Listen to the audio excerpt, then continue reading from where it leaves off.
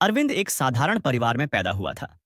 छोटे से गांव की तंग गलियों में उसका बचपन बीता। उसके सपने हमेशा बड़े थे। वह चाहता था कि उसकी पहचान उसके गांव तक सीमित न रहे, मगर हालात उसके खिलाफ थे। उसके पिता एक किसान थे जो मौसम की बेरुखी से हर साल हार मान जाते। माँ घर चलाने के लिए दूसरों के घरों में काम करती। अरविंद पढ़ाई में अच्छा था, मगर गांव के स्कूल की सीमित सुविधाओं में वह कितना ही आगे बढ़ पाता। फिर भी वह हर दिन किताबों से चिपका रहता, पुराने फटे छिटे पन्नों में सपनों की दुनिया गढ़ता। जब वह 10वीं पास कर शहर पढ़ने जाना चाहता था, तब पहली बार उसने देखा कि उसके अपने ही लोग उसे रोकने लगे। अरे बेटा, इतने बड़े सपने मत देख। पढ़ाई किसके बस की बात है? गांव में रह, खेती कर, पेट भर जाएगा। रिश्तेदार, दोस्त, यहां तक कि उसके अपने माता पिता भी उसे समझाने लगे कि ये सब उसके जैसे लड़कों के लिए नहीं है। धीरे धीरे हर किसी ने उससे दूरी बना ली। जिस दोस्त ने वादा किया था कि वह शहर में उसके साथ रहेगा, उसने भी मना कर दिया। आर्थिक मदद की उम्मीद थी, मगर सबने हाथ झटक लिया। अरविंद टूट सकता था, मगर उसने एक रात खुद से एक वादा किया, जब सबने छोड़ा, अब खुद को पकड़ूंगा। उसने शहर जाने का मन बना लिया। उसके पास पैसे नहीं थे, तो वह गांव में मजदूरी करने लगा। खेतों में पसीना बहाकर उसने छोटे छोटे सिक्के इकट्ठा किए। किसी ने ताना मारा, किसी ने हंसी उड़ाई, मगर वह रुका नहीं।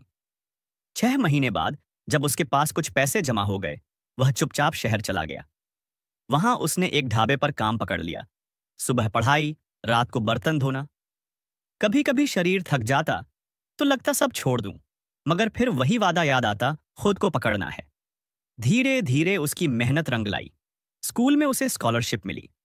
अध्यापक उसकी लगन से प्रभावित हुए और उसे मदद का हाथ बढ़ाया।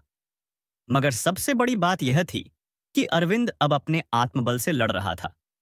उसे किसी की सहानुभूति नहीं चाहिए थी, बस खुद पर भरोसा था। 12वीं की परीक्षा में उसने जिले में टॉप किया। जब खबर गांव पहुंची, तो वही लोग जो उसे ताना मारते थे, बधाई देने लगे। मगर अरविंद का ध्यान अब सिर्फ अपने लक्ष्य पर था।